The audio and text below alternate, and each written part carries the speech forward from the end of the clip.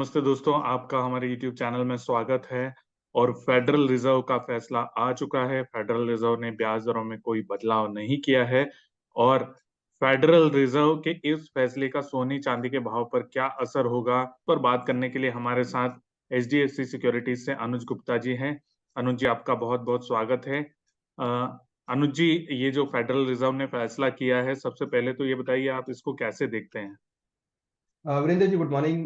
देखिए, ऐसे मौके पर जब हम गोल्ड के प्राइस को हायर पे देख रहे हैं और पूरे विश्व में एक अनसर्टेनिटी का माहौल है और हमने देखा था कि ईसीबी ने भी इंटरेस्ट रेट स्टेबल रखे थे। तो ऐसे में इंटरेस्ट रेट को स्टेबल रखना कहीं ना कहीं ये शो करता है कि अब इंटरेस्ट रेट अपने मैच्योरिटी लेवल पर है। और एफओएमसी अभी ये मानने लगा है कि इंटरेस्ट रेट बढ़ाने से ही केवल इन्फ्लेशन कंट्रोल नहीं होगा, और भी मेजर्स इनको देखने पड़ेंगे। तो कहीं ना कहीं उसकी वजह से हमने देखा है कि जिन्होंने स्टेबल रखा है, क्योंकि अगर आप देखेंगे बैक टू बैक 2 बार हो गया है कि उन्होंने इंटरेस्ट रेट को स्टेबल रखा है। तो कहीं न कहीं वो ये इंडिकेट कर रहा है कि अब एफओएमसी जो है ये देख रहा है कि अब इंटरेस्ट रेट काफ़ी मैच्योर लेवल पर है। और कहीं न कहीं जो इन्फ्लेशन का कंसर्न है उनके लिए, वो अभी भी कायम है और वो उस लेवल पे नहीं खड़े उतर पा रहे हैं। तो मुझे लगता है कि ये आगे भी हो सकता है कि इंटरेस्ट रेट को स्टेबल रखें।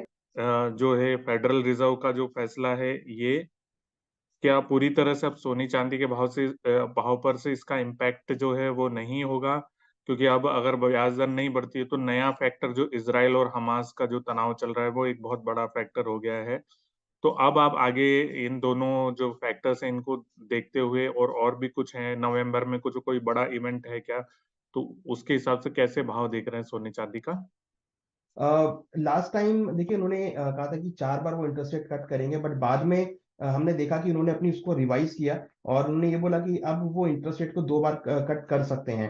तो कहीं न कहीं इसका मतलब कि रूम जो है वो इंटरेस्ट रेट कट करने के लिए ओपन है, और हो सकता है कि वो जल्दी ना करे, बट लेटर और सूनर वो उसको कट करते हुए दिखाई दें। क्योंकि इन्फ्लेशन जो कंसर्न है वो इनके लिए है, और उसका इम्पैक्ट जो है वो आपको जो डॉलर इंडेक्स है उस पे देखने को मिलेगा, बॉन्ड यील्ड पे देखने को मिलेगा, और उसके साइमल्टेनियसली आपको उसका इम्पैक्ट गोल्ड और सिल्वर पे देखने को मिलेगा।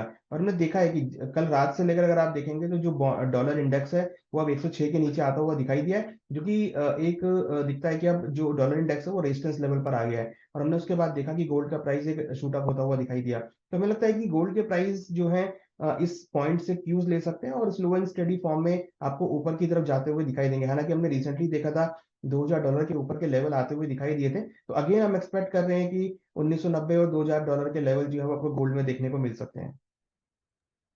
अभी नवंबर में रेंज बाउंड ही रहेगा या आगे वॉर में कुछ प्रोग्रेस होती है तो और कुछ तेजी की संभावना है? देखिए, वॉर डेफिनेटली रहेगा। वॉर का जो प्रीमियम है वो यहाँ पर आता हुआ दिखाई देगा, और हमें लगता है कि उसकी वजह से कहीं न कहीं जो मोमेंटम है वो बरकरार रहेगा, और हमें लगता है कि वॉर की वजह से गोल्ड को सपोर्ट मिलेगा। हालाँकि फेस्टिवल सीज़न है इंडिया के अंदर, तो उसका भी यहाँ पे इम्पैक्ट रहेगा। बट हाँ, आपको एक रेंज में ट्रेड होता हुआ दिखाई देगा। अगर हम एक रेंज की बात करें, तो नीचे में करीबन 60,400 और ऊपर में करीबन 61,500 तक के लेवल यहाँ रेंज में रहेंगे। इंटरनेशनली $1940 और ऊपर में अगर हम बात करें तो $2020, ये एक काफ़ी क्रूशियल रेंज रहेगी।